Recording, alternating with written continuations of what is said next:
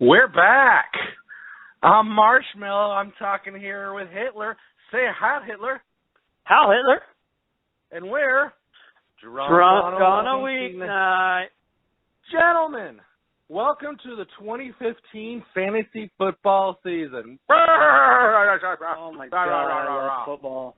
God damn it. It has been a long, cold, dark summer, Hitler. Ever since the football stopped, to fill the void in my heart, I got addicted to smack. I went down a dark, deep spiral, tale as old as time, where I went into a self-destructive habit, started giving blowjobs for nickels on the corner, which kind of angered my pimp, but I killed that son of a bitch and got rescued by convicted nuns who managed to get me cleaned up just in time for the new season. How was your summer, Hitler? I'm only addicted to muscle relaxers and alcohol, so I'd say that's a win for me this year. Wonderful. Am I right? I'm sitting here drinking the faggiest drink I've ever had. It is orange juice with about 1/2 orange juice, 1/2 pure distilled, triple distilled vodka with just a splash of sparkling cranberry juice. The bubbles tickle my nose. Well, Marshmallow, let me tell you a little something. Because it's been such a long off season, I'm playing for keeps tonight. I've got about 4 different drinks on this table. Okay.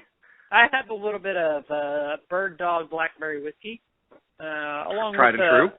Yeah, a little bit of 7-Up there. I've got a Shiner Bock Oktoberfest. Taste of Texas, right there. Yeah, there you go. I also, next to me, waiting for our, our fans, they're always wanting a new drinking game. I have a Dos Equis waiting on side for my new drinking game. You guys will find out more about that later. And then, of Look course, forward to it. I've got my bottle of gin right here for all of our shots fired moments. Just in case the beer wasn't doing it for you. Yep, Well, that's wonderful. I'm glad you came to this war fully prepared with ammo. Well, Hitler, always prepared for war. Well, let's start it off then, Hitler. Hitler, who's your number 1 player this year? Oh, boy. I'm glad you asked, because you know that I've always got opinions. And this may actually shock you, because a lot of people are going to be a little bit low on him because of a suspension.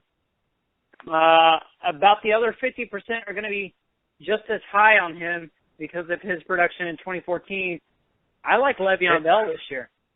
I thought I was about to tell you Greg Hardy is not eligible to be drafted in the standard league, but Le'Veon Bell, I can totally see that. Yeah, no, Greg Hardy, I think he's in some trouble. But those Dallas Cowboys, Jerry Jones, always willing to take a risk on those troublemakers. He likes them fighters. He likes to see that spirit. Hey, he brings championships. You mentioned his 2-game suspension, so even with knowing he's going to be out 2 games, you still don't think that's enough to drop him from the perch as the number 1 guy. You don't think that puts enough doubt in you for him to just simply not be number 1 and be number 3? Well, my point in putting Le'Veon Bell at number 1, not that he is going to be the top scorer in the league for the entire season. My thought on the matter is Le'Veon Bell minus the 2 weeks plus replacement level for those 2 weeks equals the number 1 scoring running back in the league. All right. So whether or not it be D'Angelo Williams, whether it's your flex player in your running back spot plan for that week, I think Le'Veon Bell plus replacement is going to equal that number 1 back. I have a few questions about the other backs in the top 5. Interesting. And that's probably why Le'Veon Bell is number 1. Well, I don't just necessarily disagree with you. I actually do like Le'Veon at number 1 as well for the most part. However, I really am in a coin flip between him and another guy when it just comes to ceilings and floors. Who's going to be the best overall of the season? Who do I want in the fantasy playoffs? Who's going to single-handedly win me weeks? Which player I think has the most, who's not going to get in trouble again, who's not going to do what. I really think it's a coin flip between Le'Veon Bell and Adrian Peterson. Go ahead, but I've got some thoughts on that too. I just think that Adrian Peterson, with a year off, is going to come back pissed off. I think he's got tremendous upside. He does not have much downside. I mean, he's a guy that doesn't get hurt all that often, and I doubt he's going to beat his child in front of a police officer this year. But I think there's more of a chance that Le'Veon Bell smokes a doobie outside an Arby's drive-thru that's going to get him another suspension, more than Adrian Peterson. I think Adrian's kind of safer, but like you said, Le'Veon's got that top build, definitely can be number one. I really, at this time, I've never been like this. I think it's a complete coin flip. I think the closer we get to the season, maybe someone steps up and looks a little bit better. Very nice there, Hitler. But as of right now, I think it's a coin flip between those two. Why do you hate Adrian Peterson? Well, and I know it's not the domestic abuse. Well, I do believe beating your child within an inch of his life so that he survives, grows up to be a stronger man. I mean, we all know the history of Hitler. That's just good parenting, right? It's called discipline. Let's all read a book from time to time. Okay. Stupid country. Yeah. Go ahead, Hitler. My thought on Adrian Peterson is he's also my number 1B, if you will. Excellent. I think a year off for him might actually do him some good. We all know that he's 30 now, and we all know he's got some years under those legs. So even though he's been out of the league for a year, this dude is a monster. He tore his ACL, came back in less than a year, and had a career season. A lot of people will call that a miracle. I think we all just know that Adrian Peterson is a different breed. He's not human. He's part machine. He's part alien. He's part whatever you want to call him. He's special. And I think for me, just the chance that he goes back to being the old Adrian that he was before is enough for me to take him number one, honestly. Yeah, I think he's going to take the belt to some defensive lines this year. Who is your number 3 then? If that's your number 1 and number 1B, who's number 3 on Hitler's list? Well, I'm not going to lie to you. I know this is a consensus, but Jamaal Charles, despite general consensus, Jamaal Charles is my number 3. Wonderful. Andy Reid does like to run, but he doesn't like to do it himself. He likes to watch other people do it. Yeah, no, I don't know if he knows how. Yeah, it's one foot in front of the other. It's kind of like riding a bicycle. Somehow it seems like he's forgot. Well, you don't see him move and run up and down those sidelines, do you? But I also like Jamaal Charles. I think he's, again, relatively safe. He was, 1, 2, 3, 4, 5, 6, 7-ish last year in scoring with running backs. You just know he's going to get the rock there in Kansas City. I think Kansas City is going to be god-awful this year, but of course, Jamaal Charles is one of the best players in the NFL. I think he's definitely is always super safe. I think he doesn't have a whole lot of number 1 upside total, but he's definitely super safe, and he's definitely going to end the year as a top 10 guy. I'll give you that notion. Aside from potentially, a major, I don't know, maybe an ACL tear. Aside from that, I think he's definitely one of those safer guys. All right. What going down the list a little bit more? Number 4 for you, Hitler. Number 4 for me is actually going to be Eddie Lacy. He's a part of the most dynamic offense in the NFL, and since he is a part of that offense, there's so many weapons Green Bay has at their disposal that. Okay, yeah, I'll take that, but. Yes, no, I think for some reason I don't like Eddie Lacy as much as most people. He's done it for 2 years now. He was even better last year than the year before. Touchdowns are up, starting to catch the ball more. Aaron Rodgers is always going to make teams respect him. and therefore Eddie Lacy's going to have some free reigning to run. No longer has to play the best player in the NFL, Ndamukong Suh, twice a year now that he left Detroit. So, yeah, the grass and the pasture ahead of him is green for Eddie Lacy. However, man, I just got a bad feeling about him. I got to say, I think I'm selling Eddie Lacy. Everything says he should be a top 5 guy, but he's just one of those guys who I'm going to be very surprised if he actually ends as a top 5 guy. I think most people are going to draft him there, but I'm certainly going to probably pass on him for other guys simply because I just don't think he has the upside. I don't think he's going to get the rock as much as most people think, and I just don't think he's going to be a top 5 guy. Well, before we move on, I'd just like to point out that we're still talking about the top 4, and I think we're almost getting picky because we are. He's going to be a part of that offense. Like I mentioned, there's so many weapons there that you can't load up the box with 8. You can't do anything like that because you've got those. You got Jordy Nelson, you got Randall Cobb on the outside. Aaron Rodgers can do a lot with his leg and obviously his arm, but I just think that overall the balance of that offense actually really helped Eddie Lacy. No, he may not get the rock as much as people think, but in that style of offense, I don't know if he needs the rock that much, which, especially for a dynasty league or a keeper league, that might make him even more valuable, saving some strength on his legs. Well, I just don't think, like I said, I think he's just going to be one of the guys. I just don't think he's going to be a top 5 potential. I just think he's going to be your 11th best running back. He's going to be your 7th best running back, and it's going to be super close and super tight.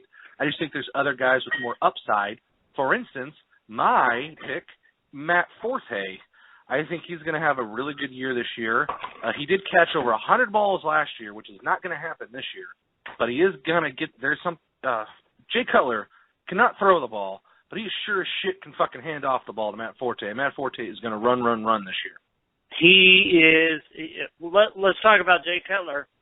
Holy cow. Has he learned how to get the ball to Matt Forte? Obviously, his best offensive player. He's really improved. He's got those intangibles where he drops back 2 feet and then hands the ball off to another player. He looks like a seasoned veteran out there doing that.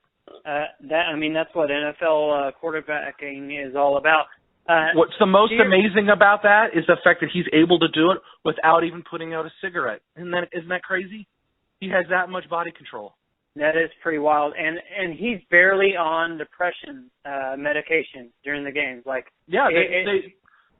The psychoanalysts have prescribed him to take up to 9 milligrams a day. He's only doing 4. He doesn't need it because he's a warrior. Can you believe that? What a fighter! I mean, let's. You gotta like that. You gotta like that as a coach. Yeah, we're gonna get off. We're gonna get off of Jay Cutler though because I'm gonna go back to Matt Forte. I'm a little surprised by you, Marshmallow, because usually the darker skinned running backs are a turnoff for you. We've talked about several in a row. I thought you'd throw in a light-skinned brother in here somewhere, but you didn't. Matt Forte, though, I actually agree with you. This is sickening. I've agreed with you on almost every point so far. Matt Forte's upside, to me, is worth so much more than the potential straight line of those other guys that the consensus ranking has ahead of him, that I'm willing to risk the general drop-off, the floor for Matt Forte, to grab him and snatch him up for that upside. Yeah, exactly. I just feel like Forte is going to carry the ball more, receive more, get more yardage, and touchdowns. Who the fuck knows more than Eddie Lacy? Which is why I'm just surprised at how it seems like some people are so sour on the Bears' offense total that I think Forte's value is probably a little bit lower than it should be. Yeah, no, I completely agree. So whenever you're ready to move on to number 5, let's chat. Who's your pick? I think who's numero 5 for you? Well, if we're being picky here, but this may actually shock you. I would actually, so far, we're pretty much the same on our rankings. This is where I probably mix it up a little bit with what everyone else is saying. Give me Antonio Brown, number 5 overall. Bullshit. Really? You're going to have to explain yourself, sir. You actually think he can do that for another year? Well, it may not necessarily be another year for me that I'm expecting out of Antonio Brown. I just feel like basically this is the opposite of my thoughts on Matt Forte. I feel like he, above the next couple of guys, is a more surefire thing. I don't have any problem taking him over the next couple running backs. I am definitely at this point in the draft not ready to take a quarterback, just because that position is so deep. And I'm thinking Antonio Brown is, obviously his production last year is, we all know what he did. Was ungodly. The Right. guy's got an amazing floor. The guy caught, he has some ridiculous game streak now that's fucking incredible of like 5 catches and 50 yards. It's spanning like 2 seasons. Like he's got a floor of 5 catches and 50 yards in every single game. That is crazy, and like you said, sounds like it's worthy of first rounder to me. However, man, are you really going to take Antonio Brown and pass on the remaining stud running backs? Well, you really think A, the top tier wide receiver is that thin that you want to make sure you grab one, if not the best one, and B, running back is so deep that you can make up for it? Here's my thought. I don't trust the next couple running backs to give them a top half first round draft Okay. pick. And I'm going to take what I know, and I feel like I know of Antonio Brown, and I'm willing to work with that. And you can speak to it if you want, because it sounds more like you don't like Antonio Brown as much as you just hate the next couple guys, and therefore, if you're going to draft someone, that's just who you're going to be willing to take. You could say that to a certain extent. Because my next guy is Marshawn Lynch. You really don't like Marshawn Lynch over Antonio Brown? Actually, no, I don't, because of the last couple of seasons, he's carried the ball so much, and he's just getting to that age where I feel like there's a lot to risk. Yeah, he does. He's done it over and over again, so we're going to say he's not going to do it this year. Of course he's going to do it again. I'm not sure why would you want to be off the wagon 1 year early? Who says I'm 1 year early? Maybe I'm right on time. I would rather draft him and be wrong than not draft him and be wrong. See, and that's where I disagree, because I feel like if I draft him and I am wrong, I feel like with Antonio right before him, I've got myself a lock. There's no the floor is so high. How many touchdowns do you think Marshawn Lynch had last year? I'm going to go with Marshawn Lynch had 15 touchdowns. 17 touchdowns total. You're willing to pass that up? And you don't think that's so? Where do you think where do you have him this year? He does have Jimmy Graham there now, and there are some fears that he's going to steal some of those. You know how we all know Seattle likes to throw the ball on the 1-inch line, and some of them are going to be going to Jimmy Graham instead of running it up the middle. But man, I think Marshawn Lynch is just tried and true. Done it 4 or 5 years in a row now. Passing on him, I think, is just a mistake. Look, in baseball, we had several years ago. It was Roy Halladay. He threw a perfect game one season.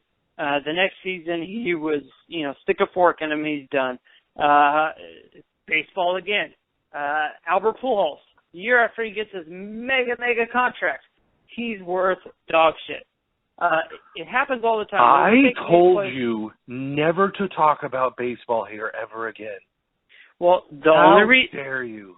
The only reason I bring up baseball is because, well, actually, the only reason I bring it up is because it's on the TV right now. But that's beside the point. In football, we've seen it way too often. Okay, you can't tell me that someone who drafted Peyton Manning last year, was really happy with the production they got later on in the season. Okay, aging, it does happen, even to the greats. I think Marshawn Lynch, he is a great player. I just have a gut feeling that this is it. He's going to get 4 or 5 games in the season, and this is done.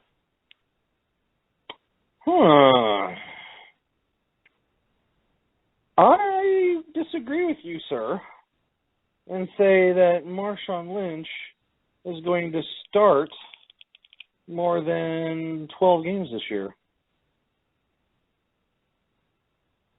Put your money where your mouth is, sir.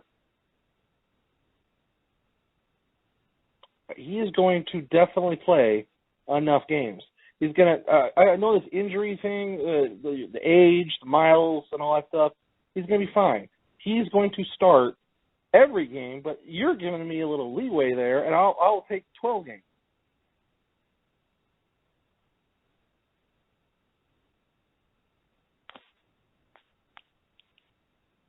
Dead air, sir. How dare you say that crap and then cannot stand next to your convictions? How dare you, sir? Well, let me just redo here. Get it right, please. Oh, it's all good. Let's do it, my friend. First one of the year. Now, moving on, because we spent way too much dead air on that topic. But C.J. Anderson, he sucks, right? Yeah, I think we can all agree that there's no legitimacy there. I cannot believe he's getting drafted so high. He's this year's Zach Stacy. He's not. He won't even be the starter by the end of the year. He won't even be the starter by the beginning of the year. Oh, you think so? All right. Yeah, I just think that's crazy. I definitely think the Denver running back is worthwhile. There's just absolutely no telling if it's going to be C.J. Anderson, Monty Ball, or fucking the 434th ranked Ronnie Hillman.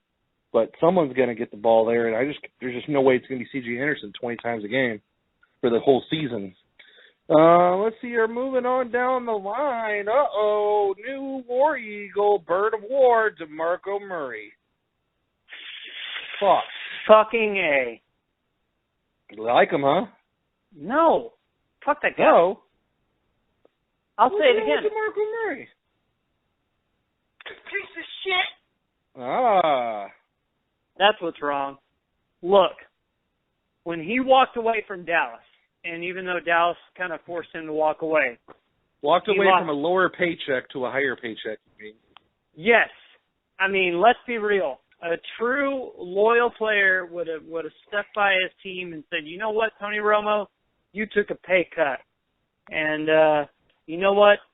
All of you other free agents that we're bringing in for a fair amount of money, let's be a great team. Now, in all honesty, we all know the stats about as many. DeMarco Murray had as many carries as he did last year. His projected drop-off is substantial. Yes. This is one of those gray areas where I think the risk might not be worth the reward, but when we're talking about running backs, I actually like where he is. I would put him above C.J. Anderson. I'm tempted to make him right about even with Marshawn Lynch. Okay. Just because if you look at the stats of yards until contact from last season, the Eagles line was actually much more efficient.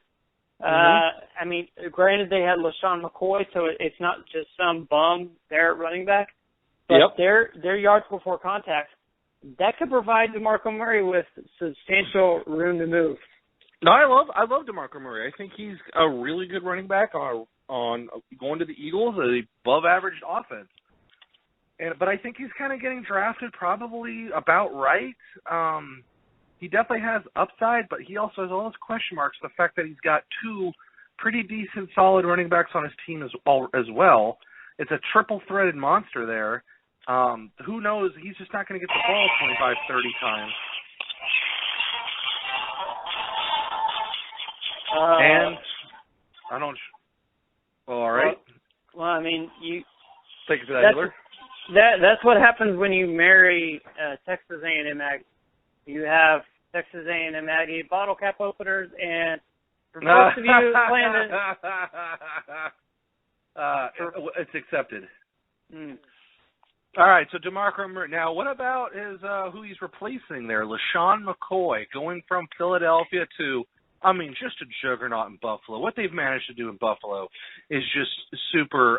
It's amazing just what they've been able to accomplish in such a short of time to take a bunch of nobodies and just turn it into such the powerhouse that we know as it is today.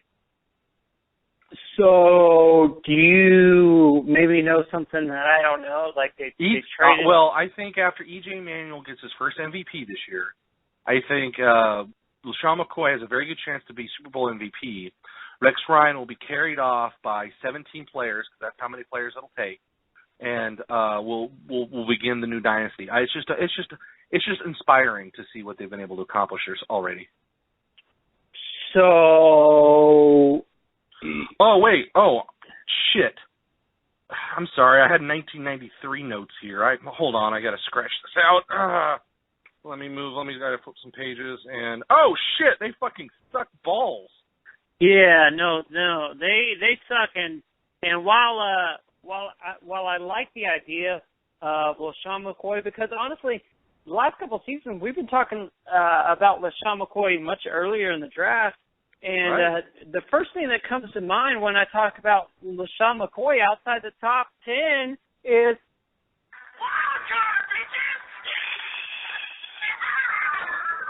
Fair enough. He does have that upside like LaShawn McCoy always does. But, man, with Buffalo, though, and Buffalo's offense, how many touchdowns could he possibly get? He ain't going to break 80-yard runs or anything like that. I think McCoy does not have much of a ceiling. I actually think he's getting drafted exactly where he should. Yeah, no, I actually like where McCoy is. Do you like him more than I do? Do you like him more than Murray? No, I don't. Okay. I do. I will say this: I like him more than C.J. Anderson. Of course, I think we both hate C.J. Anderson way more than the general public. Yeah, no, I think we both do. So we already talked about Antonio Brown. You like him in the top 5. You're that high on wide receiver Antonio Brown. Where do you have Demaryius Thomas? He's hovering around the 10-12 spot. Do you like him more than Murray and McCoy's of the world, or do you have him outside your first round? No, I actually have him right at number 9. He's actually above teammate C.J. Anderson as far as the overall ranking. Okay. But in regard to wide receiver, I still have him number 2 wide receiver overall. It's False. tough. No, I'm sorry. Continue. Yeah. So. False. Yeah. So I'm just going to let you continue to tell me. The answer is Dez Bryant. Dez Bryant's going to score more fantasy points this year than Demaryius Thomas. Demaryius Thomas has always been tried and true because of Peyton Manning. But we saw what Peyton Manning is this year. He's not going to put up a shit ton of points again this year. He's going to be certainly solid and fine, but Demaryius Thomas is not the guy you want in the fantasy playoffs. Demaryius Thomas is not going to be the guy that's going to be tried and true every single week like Dez Bryant. Dez Bryant's going to be more consistent, have more touchdowns, and going to be much better in the fantasy playoffs than Demaryius Thomas. There, I said it. What do you have to say about that hit list? Well, let's just back up a little bit, because we're talking to a person who is a huge Cowboys homer. And that said, trying to be a little non-biased here, let's just say that I actually like your idea of Dez Bryant above Demaryius Thomas. I like a lot about what you had to say. I will say this, though. Let's think about guys like A.J. Green, Julio Jones, some of those in that next tier of wide receiver. Right. Okay? I just think that's where Demaryius Thomas belongs more than in the first round. Understood. So with that said, I just think that Demaryius Thomas, yes, you could potentially put Dez Bryant ahead of him, but I think out of that next group of wide receivers, I think it's between him and Dez right there, and then I think there's a fair drop-off to that next group of guys. Oh, okay. And I just think Demaryius Thomas is in a good place there. Yes, I'll accept your argument of Dez Bryant right there at the top 10, but I'm not going to put AJ Green there. I'm not going to put Alshon Jeffrey there, nor Julio Jones, and now, definitely not Odell Beckham. Oh, see, that's what I was about to talk to you about, because he is climbing the boards fast. You know, he's the new hotness and super stud sexy there that people think are going to expect really big things. People think he might be number one at the end of the year. It sounds like you are not buying the Odell Beckham Jr. hype. No, not. I mean, I hate the Giants, but not so much that I'm going to be blind to talented young players. But it sounds like you like Julio and AJ and them more than him. Well, no, and that's not necessarily my point. My point is I like Dez and Demaryius more than that next tier. Okay, but Odell, when you were talking about that next tier, you didn't even speak about Odell. Is Odell leading that next tier? No, I was kind of working from the back to the front, if you catch my drift. So with Odell Beckham, I think he's a dynamic player. He's going to make those crazy catches that we see on SportsCenter. But honestly, if we're comparing Eli and Peyton, Eli has 2 rings. Peyton only has 1. But I Scoreboard. think when we all look back on this era of football, we're going to look at Peyton as a better QB. And I'm always going to continue to feel that way. And that's kind of my tiebreaker on the tiers. I just like Demaryius Thomas more than Odell Beckham because Eli at the Manning household during Thanksgiving. Let's say they've got a chair breaks, they're one down. The head table's going to have to take one for the team.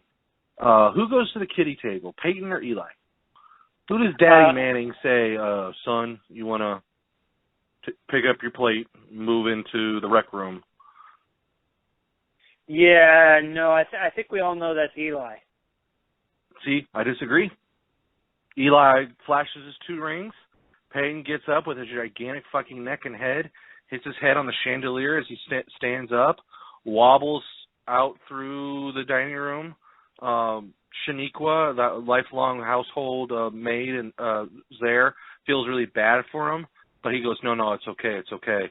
And they go in because Daddy Manning likes winners, and Peyton Manning is a proven loser. Let me ask you this. I'm trying to paint this picture in my head, and maybe you're familiar. I know you have some nephews. This kiddie table that we're talking about at Thanksgiving, is this like a wooden, like a smaller, like coffee table size with like a wooden top, or are we talking like a Fisher Price blue? No, this is the folding table that got pulled out of the garage and hosed down all the cobwebs and dust off of it, and then basically just set in the rec room with some folding chairs. So it's definitely like lopsided and shitty. Yeah, exactly. Yeah, no, I definitely still feel like it's Eli. I picture Eli at that table. It stinks because some bleach spilled on it in the garage and stuff like that. Yeah, no, like there's raccoon shit glued to the underside of the table. Well, agree to disagree. Yeah, sure. Okay. Let me ask you this. So we just talked about a few wide receivers. Is that about the end of the first tier of running backs, in your opinion? Because in my opinion, now is when we kind of hit a drop-off a little bit. Oh, no, we hit a drop-off. Well, I understand, but now there's a huge drop-off. Now we can start talking some more questions, because I think now is a good time of after Forte, Anderson, Murray, McCoy, and all them go off the board. Now it's time to start talking about where my boy Gronky goes. No. And the answer to that is Gronky goes where he the fuck wants to. Wherever that fucking party bus will take him, that's where he goes. Yeah, no. Gronk is going to do what he wants. And you know what? If Gronk tells you to take Gronk at number 5 overall, you take Gronk number 5 overall. But that's not where he belongs. I mean, let's be real. I heard, I was looking on the internet, and there's some rumors going around. Apparently, Gronk had sex before. He's touched a human boob. He's my hero. Wow. He is a man. That is amazing. That's pretty legendary. He's living the dream, I got to tell you. Yeah, but is he a first rounder for you? Is he a first rounder for you? After all those guys are gone, and let's say Demaryius is gone, let's see, Dez is gone, do you take another wide receiver from that bunch?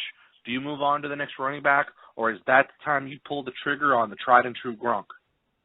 Well, Marshmallow, you know me well enough to know that I'm not afraid to take. I'm not afraid.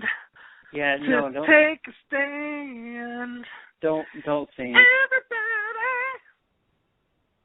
Yeah, don't do that. If we're being honest, you already know me well enough to know that I pulled the trigger before on tight ends in round 3 and even 2. Never in rounds 1. I wouldn't be afraid to go Gronk there in the early second round just because I know what kind of tight end production he's going to put up. He's going to basically it's like getting you're getting so much more out of your tight end than you're going to find anywhere else. Jimmy Graham might come close to that, but it really it's Gronk that's going to give you the extra 5, 6, 10, sometimes 15 points over the next highest scoring tight end in any given week, and that's what wins you weeks is picking a player who's going to have the higher points than his replacement. I mean, we talk about wins above replacement, and that's him. That's Gronk. Man, I just don't buy it. As much as I like Gronk, and I think every week you're up against him, you're going to be mad. But, man, I just feel like, again, if you you take a tight end first or even second round, you are now way behind the 8 ball and everything else. You're going to have to get so lucky to find next year's C.J. Anderson, to find next year Odell Beckham. If you don't find those guys, you will lose. Gronk will not win you a championship. He will give you a chance to win, but he will not give you a championship because you will not have the stud players at the other positions to help you actually win. You won't get this year's Le'Veon Bell. Well, let me just say this.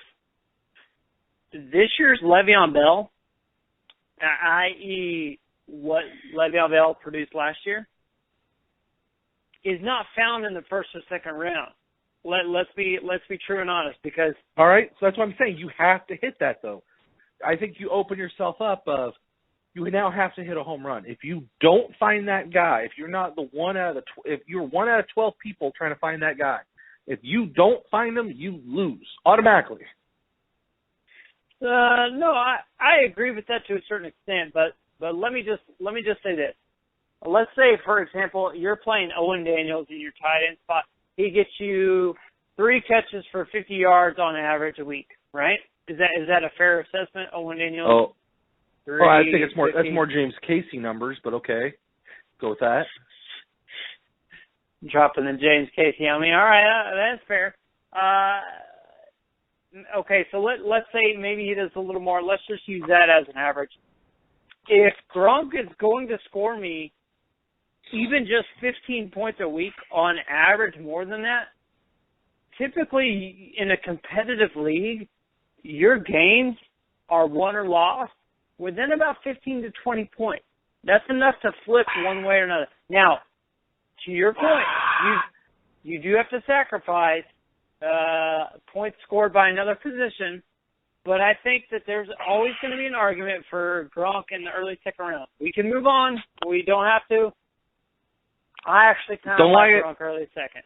I don't like it. I think he's tempting. I can totally see why people want to, but personally, I just feel like I just know it's a mistake.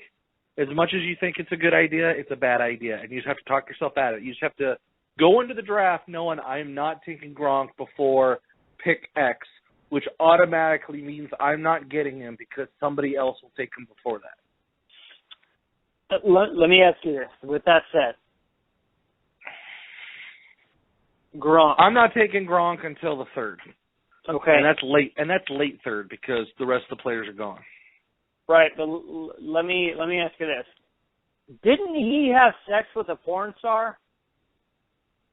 What? Yeah, I think he had sex with a porn star. I need to know which one. You mean one of those women that has sex on the interwebs? Yes. Have you ever seen those? Amazing! Just when I thought Gronk couldn't be even cooler. I take it all back. Number 1 overall, Rob fucking porn star Gronkowski. Yep, there we go. All right, moving on. What about Jeremy Hill? He's kind of the next running back we haven't yet talked about. Starting there in Cincinnati. Did not start as the starter last year in Cincinnati, but was a commodity that people had high expectations for, and then he proved everybody right. Here he is. You're not getting great value out of him this year at going 14th overall. What are your thoughts on the Jeremy Hill, Giovanni Bernard situation with the Cincinnati Bengals? Well, so let me ask you this. If you had accidentally dropped a skillet into a fire pit for a couple hours, would you reach in there and just grab that skillet and yank it out? Yes, because I don't know no better. Yeah, okay. Well, I'm not touching that skillet, and I'm not touching Jeremy Hill or Giovanni Bernard. I actually agree with you. I think those players are going to be probably fine, but there's just no way Jeremy Hill is going to be good enough for his draft position and whatnot. I think that's a time bomb. I'll just let somebody else scoop him up so that I can grab somebody else. For instance, one of the next couple wide receivers we're going to talk about, rapid fire. Do you have any preference with these players? Jordy Nelson, Julio Jones, Calvin Johnson, and A.J. Green. All right, so there's 4. This is how my order goes. Hold on. Let me do my math. Let's see here. 1, 2, 3, and 4. Yeah, that checks out. Yeah. No, I'm counting on fingers. Also, I know you are as well, Marshmallow. So here's the order of my list that it's in. All right. So I got Calvin Johnson, A.J. Green, Julio Jones, Jordy Nelson. Wow. I might be the exact opposite. Yeah, no, that's just the way it rolled off the tongue. I don't even know what happened just now. Wow, you just kind of blacked out there? Yeah, like I'm here. I've got a TV, a laptop, a phone, and an iPad. Let me just climb back towards the light. I like Jordy and Julio there more than everyone else. I think they're tried and true, and I think they definitely got upside this year. Jordy constantly gets shit for being a small little white dude, yet he always gets the job done. I don't know why people don't like him more than most. I love Jordy Nelson as a second-round wide receiver. Julio as well. He's amazing. He has got potential for huge games. That guy put up so many big numbers last year. He can be potential for some low games, but I think if you take Julio, you're not going to be upset at the end of the year. Calvin Johnson, I think everything you said about Marshall and Lynch earlier is what you could say about Calvin Johnson this year. Starting to have injury problems, starting to get up there in age, starting to not be as 100% dominant as he used to be. I think he's probably still a second-round guy, but I think I would rather not play games and just take Jordy Nelson or Julio over Calvin at this point.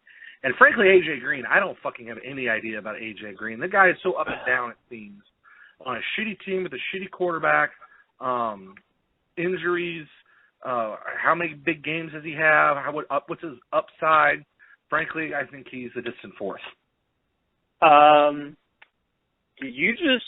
Did you say that the former TCU quarterback is a shitty quarterback? Because you do not talk that way about Texas quarterbacks, because high school football in Texas is a religion. And you know what? Actually, on the second thought, I'm not sure Andy Dalton went to high school here in Texas. Not sure. He went to TCU. I don't care. I like A.J. Green. I like Calvin Johnson. I like Julio Jones and Jordy Nelson. The only I think you really can pick your poison. I definitely like Julio and Jordy more than those other two, but frankly, pick your poison. But why? Why do you like Julio and Jordy above the other two? I think they don't have injury concerns. I think they have higher upside. I feel like frankly, it's just a gut feeling. I just feel like they're going to have more points. They're safe. They're a safer pick. if you're in the second round and you're just trying to get a number 1, number 2 wide receiver, stay safe, man. Don't get cute. Yeah, exactly.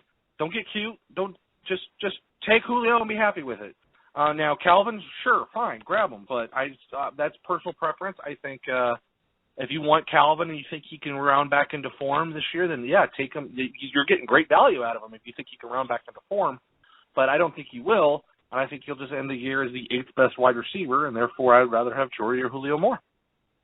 Ooh, that's not good. Well, it is good. That said, I think my opinion as an expert on getting things wrong, I think those guys are all, like we said earlier, about 1A, 1B, 2A, 2B. I think these guys are all wide receiver 2, A, B, C, and D. Honestly, man, you think that? But the problem is they can't be wide receiver number 2s when we've only got 3 wide receivers ahead of them.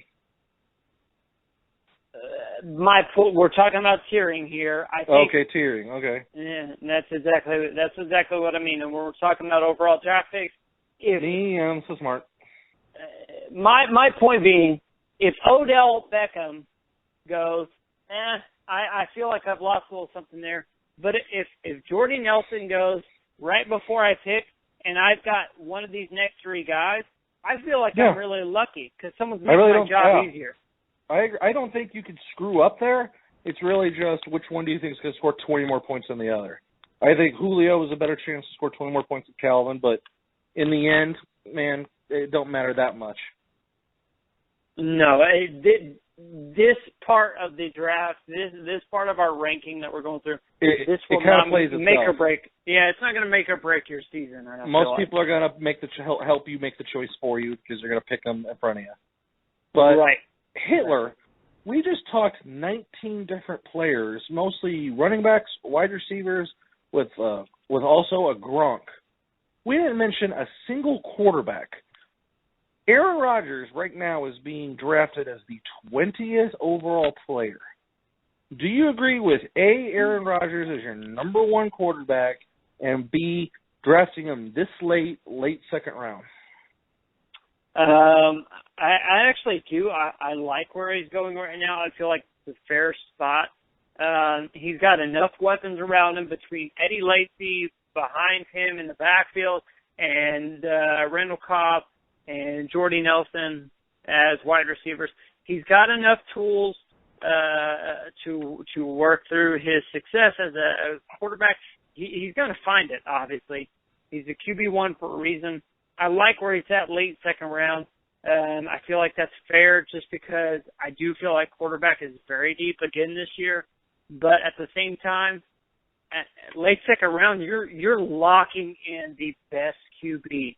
You really can't go wrong. If you personally have question marks on those next couple of guys, the guys who aren't gone by the time you reach your pick in the late second round, just snag up Aaron Rodgers because all those question marks are answered.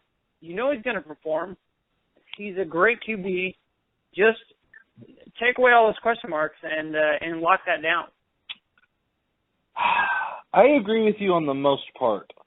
I think I have Aaron Rodgers as number 1, but kind of like we were talking about with Bell and Peterson, man, I really like Andrew Luck this year. I do, I think there's a super good chance he's your number 1 quarterback, but it's so toss-up.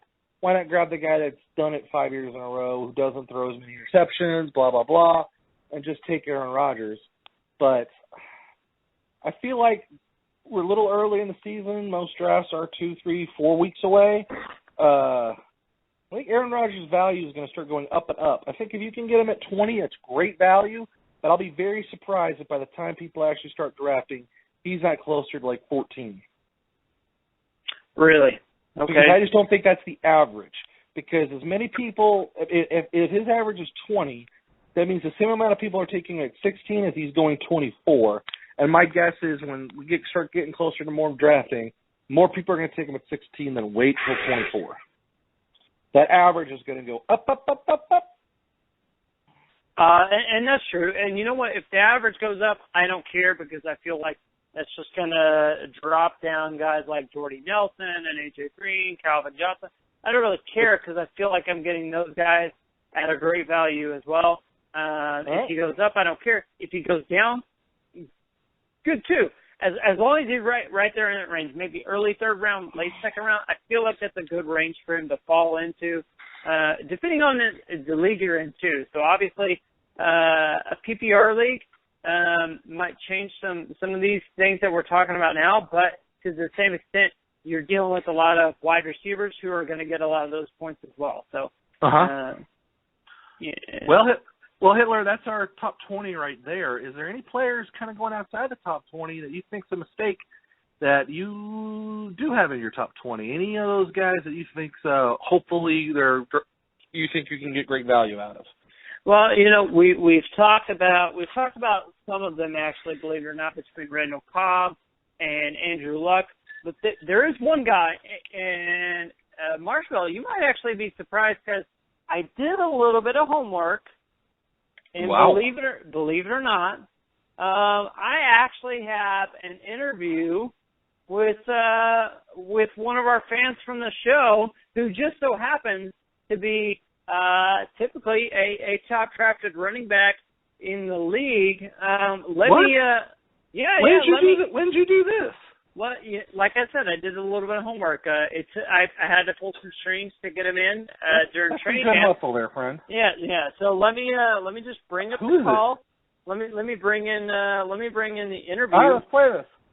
And I'll bring it in. And I just want to let you know, it's gonna be a good show. You're really gonna enjoy this. So let me just bring up the interview right now.